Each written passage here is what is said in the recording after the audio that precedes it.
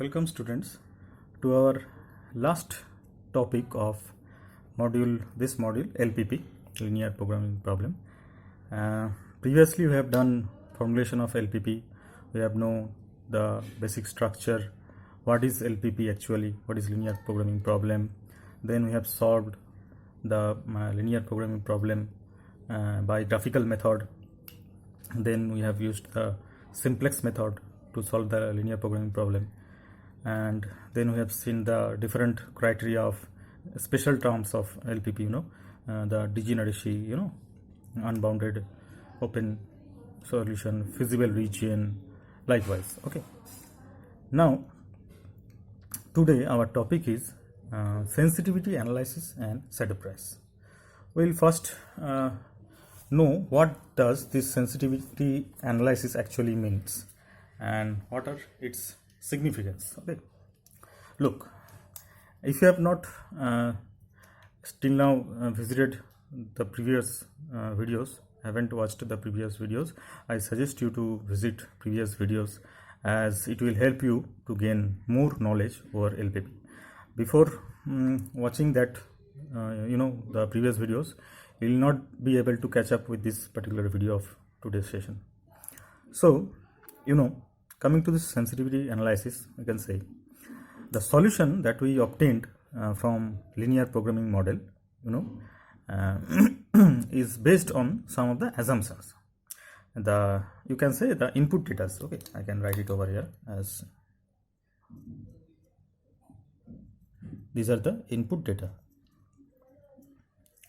These input data are mainly availability of resources, consumption of resources per unit, profit or cost contribution, equipment capacity, market demand, etc. So these are assumed to remain constant, all these input data, and known with certainty during the planning period. Okay, now in real situation, this input data may change over time and subjected to uncertainty because of the dynamic nature of the business. As because this main, this topic, this operation research mainly nowadays are used in business purposes only also. So you can say this nature, okay, or you can say this input data are belonged or subjected to uncertainty because of the dynamic nature of the business. Now the optimal solution that we earlier solved during the LPP using simplex, or you can say graphical method. So the optimal solution that we obtained from that particular methods we applied previously may not remain optimal due to these changes of this input data. Okay, so management is usually interested in knowing the impact of the changes in the value of input on the final solution and the validity of the optimal solution as well. Okay, so in order to do that, we have to carry out investigation to find the sensitivity of the optimal solution that we obtained. Okay, and you can say the to find the sensitivity of the optimal solution to the changes in the original input data. These are the input data. So this process to find out the sensitivity of the optimal solution due to the changes in changes in the input data is called as sensitivity analysis only. Okay, it is also known as, you can say it as post optimality analysis. You can say also post optimality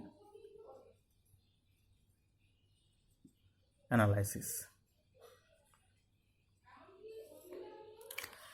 as because it is carried out after the optimal solution is obtained. So I request you to please go and watch my previous videos how to find the optimal solution. Okay, so from there you will know what does this optimal means or optimal solution signifies. Okay, now the sensitivity analysis determines how sensitive the optimal solution is to making changes in the original programming model, and the degree of sensitivity of the solution due to these changes may range from no change at all to a substantial change in the optimal solution of the given linear programming problem, you can say. Okay, And in sensitivity analysis, what we do actually, we determine the range over which the linear programming model parameters can change without affecting the current optimal solution. Okay, now let us see what sensitivity analysis actually deals with. Okay, so I have chalked out the important criteria, or you can say parameters, or you can say sensitivity analysis actually deals with the effect of changes in this following criteria or parameters, whatever you say. Okay, first is the change in the coefficient of the objective function. That may be profit or cost per unit associated with basic or non-basic. Already what are the basic coefficient and what are the non-basic coefficients. Okay, x1 x2 the non-basic, and s1 s2 s3 the basic variables already. Okay, the next one says changes in the right hand side, that is the availability of the resources. You already know availability of the resources. Okay, third one says addition of new variable. Okay, next is the deletion of an existing variable, and the second one says consumption of resources per unit of decision variables. Okay, the last one says addition of new constants to the original linear programming model. Now we have I think we have completed the basic definitive portion, or you can say the introduction or theoretical portion of the sensitivity analysis. Now we will understand this particular sensitivity analysis with the help of a given example. So we have to in order to perform the sensitivity analysis, we have considered two changes. Okay, let us see sensitivity of the optimal solution to the changes in the availability resources, that is the right hand side of the constants. You already know this is an example I have taken to perform the sensitivity analysis, and we are going to perform sensitivity of the optimal solution to the changes in the right side. This is the right side. Okay, so these are the constant values. Okay, now the second one we will perform, that is sensitivity analysis of the optimal solution to the changes in unit profit or unit cost, that is the coefficient of the objective function. Unit profit are given over here, rupees 300 for per product of first product, you can say, for per unit product of first product, and 200 is the unit profit for per product of product number 2. Okay, so now we have the graphical solution. I have done it over here. Okay, you already know how to graphically solve this LPP, given LPP. Look what is given over here. I will just write the it will be better for you to know the formulation once more. Let us see. You already know, I think, but let us write once more. Maximize Z, I can write, say this product 1 is produced for x1 unit and this product 2 has been produced for x2 unit. Okay, so I can write it, say this is a maximization problem, as this is a here it is a profit only. Okay, so we can write maximization Z equal to, look, 300 is the per unit production of this product 1 gives you rupees 300 as profit. Okay, so for x1 unit of product 1 we'll get how much profit? 300 into x1. You already know how to do this. Okay, so I will write this 300 x1 plus, for this this product 2 we are having 200 as unit profit. So for producing x2 product we'll be having 200 into x2 amount of profit. So total profit will be from these two product will be 300 x1 plus 200 x2, that you already know. Now the constants should be written as subjected to 2 x1 plus 1 into x2. I can write x2, and it should not exceed 8 hours, as because the availability of machine 1 is restricted to 8 hours only. So I can write it as less than equal to 8 hours for machine 1. Say machine 1. Okay, now the second equation will be 1 into x1 plus 2 into x2 should not exceed also for 8 hours. Okay, this is 8. Okay, So I can write it x1 plus 2 into x2 should be less than equal to 8 also. Okay, that is m2 you can say. Okay, now one more thing, you can write x1 comma x2 should be greater than equal to 0. Now you have two constant equation. Say this one is 1, or you can say this one is for m1 and this one is for m2. Okay, you can say that. Now you know how to solve this graphically. Just find the coordinates and you have to draw the curve. Okay, so I have already constructed it for saving the time. Look, this line is the m1 line. Okay, that is the 4, 0 and 0, 8. Okay, I have constructed this one for m1, this one. Okay, now for m2 we will get x1 plus 2x2. So the coordinate will be 8 comes here. Okay, and 8 comes here, so it will give you 0, 8. 8, sorry, this comes here, so x1 will be 8, 0, and this one comes here, so it will be 0, 4, 2, 4. Okay, so 0, 4 and 8, 0. Okay, so these two lines I have constructed already. Now we have to find the feasible reason. You already know how to find the feasible reason. This is, these are all less than equal to sign, so this direction means they are directed towards this particular origin point. Okay, now this also is a less than equal to inequality, so this is also directed towards the center, or you can say origin point. So the closed envelope, okay, the closed envelope or the convex shape you can say is this one. So this is your feasible region. Okay, now this all you already know. In previous classes I have taught you how to do this, how to find the optimal solution or whatever. Okay, now if you find this intersection point, we have how many corner points? 1, 2, 3 and 4. So these are the corner points of this particular feasible region. So now in order to find the maximization of z or best solution or optimal solution, we have to put each and every value and we have to find the maximum value of z. At what point say this maximization of z comes, that point is known as the best solution or optimal solution. I have calculated and I have found this point as to be the this coordinate as 8 by 3 and this is also 8 by 3. Okay, read it as 8 by 3. Okay, sorry for my handwriting. And this will give you maximum value of z max or optimal you can say. Okay, z max you can say equal to 4000 by 3. If you put this value 8 by 3 and 8 by 3, if you put over here, you will get this value only. Okay, so this is the basic first part of before performing sensitivity analysis. Now what we have to do in this particular sensitivity analysis, we have to say come to the first equation of constant. For m1 we have availability hour of only 8. Say we increase it to 9. Let us say we increase it to 9. Okay, so what will happen?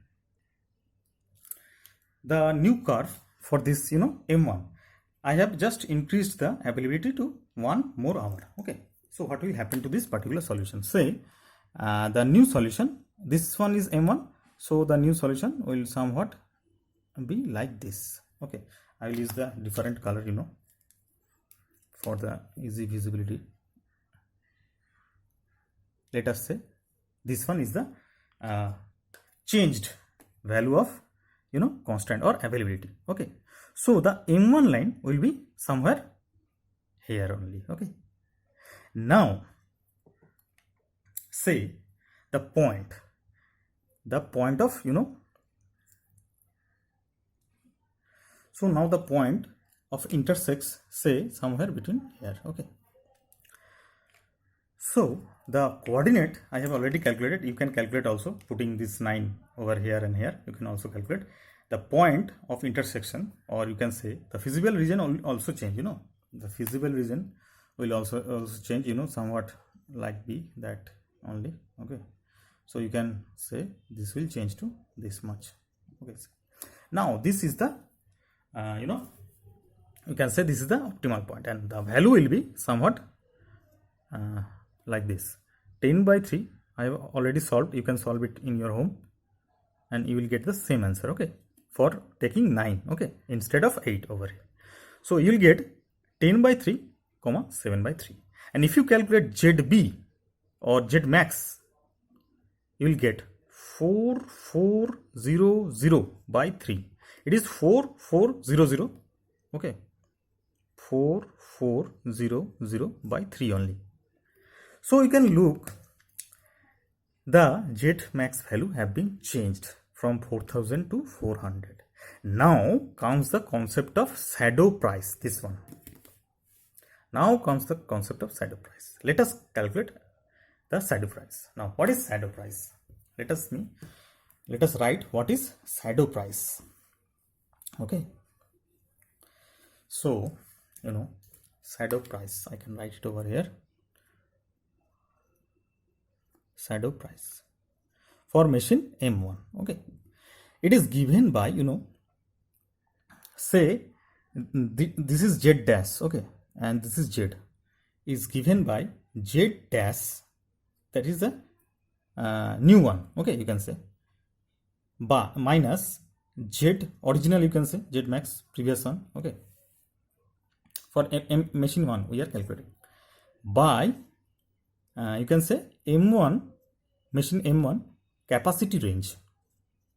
What is capacity range? I'll let it know to you, okay. Just stick to the video till the end. We will cover this topic in a very simple way, okay. Now new Z is, how much? 4400 by 3. So I can write it over here, 4400 by 3, and the previous one was 4000 by 3, okay. And the capacity range is this one. It has changed to 9 from 8, okay. So I can write it as 9 minus 8. It will give you rupees 133 per hour. So from this shadow price you can easily say or come to the conclusion that increasing 1 hour of availability, this one, increasing 1 hour of availability for machine 1 will give you rupees 133 profit. That is a profit. Shadow price is a profit per hour. Look, for 1 hour availability we will getting 133 rupees as profit for per hour, okay. So this is is the shadow price. Now let us calculate shadow price for machine 2 also, okay. So let us say we increase this, same procedure we'll be doing for this M2 machine 2 only, okay. So let us say this 8 also becomes 9. Let us increase 1 hour for machine 2 also, okay. We'll increase 1 hour for machine 2 also. So the graph I will draw for you. So I have constructed the graph for this.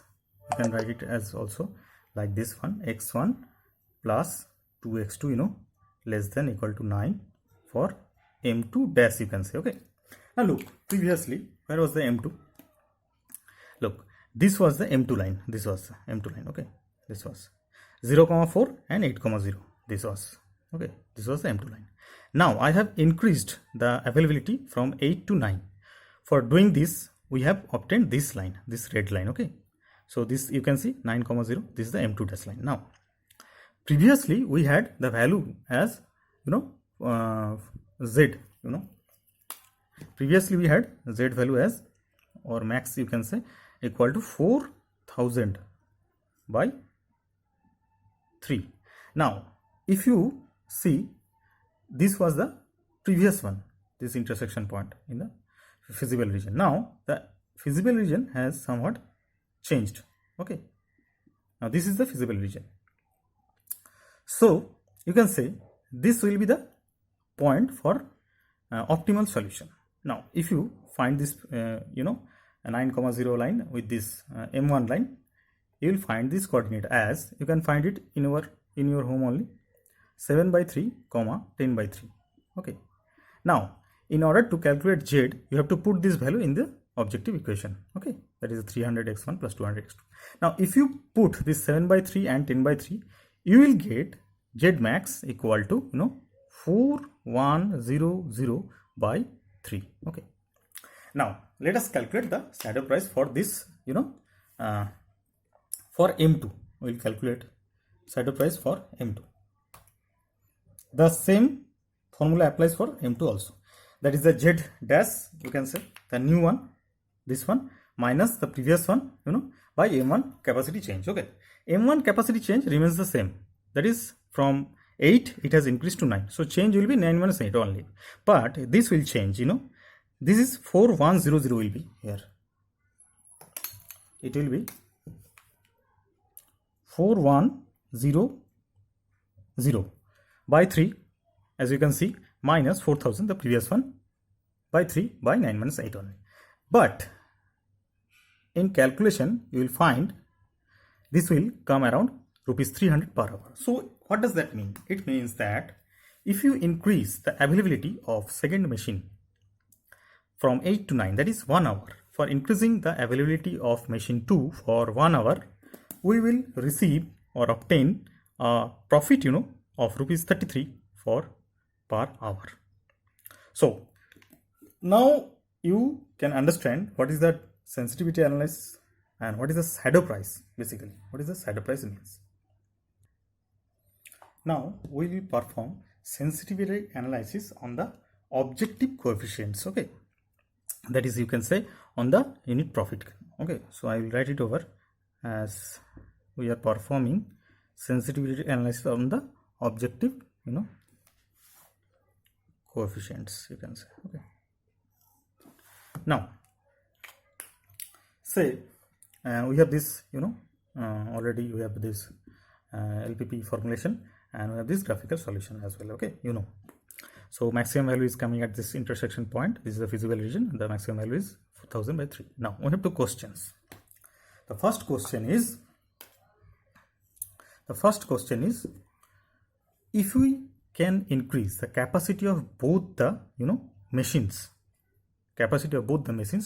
which machine should receive priority? The first question, priority of machine. Okay, machine priority.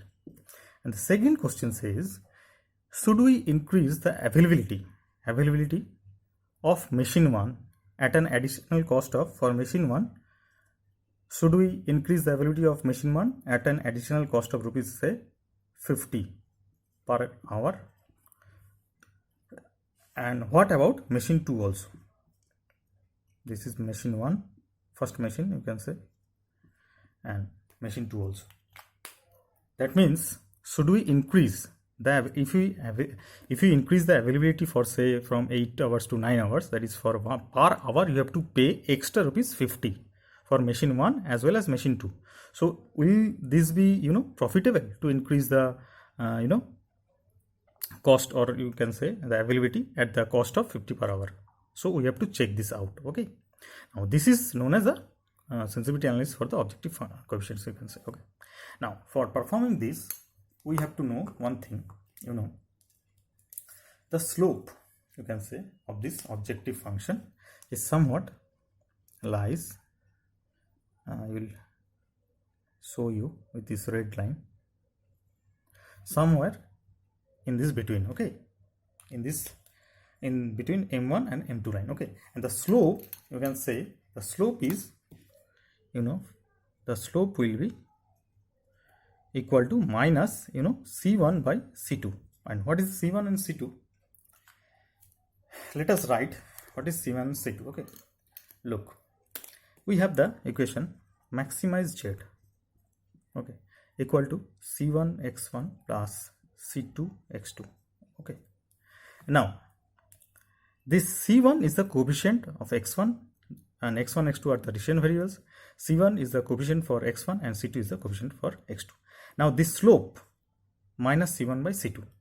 So look carefully, this value of C1 C2 should always be in between, I will write it for you, C1 by C2 greater than equal to minus 2 by 1, or you can say multiplying by negative sign, you can say half less than equal to C1 by C2 less than equal to 2. So it is the condition for optimal solution of the slope of this objective function. This slope should remain in this range only, that is from half to 2. So in this region we are always getting the objective function as the maximum, you can say, or you can say the optimal solution for obtaining the optimal solution of objective function, the slope should lie in this range only. Okay, now let us check whether the slope are lying in between this or not. Okay, for this let us consider a case. The first case says, let us say, I will write it over here only.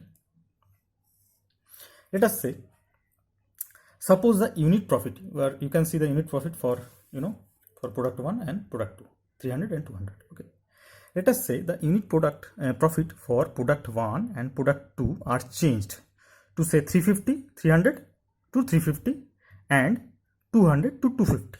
Okay, so let us write it down over here. Okay, I can write it over here.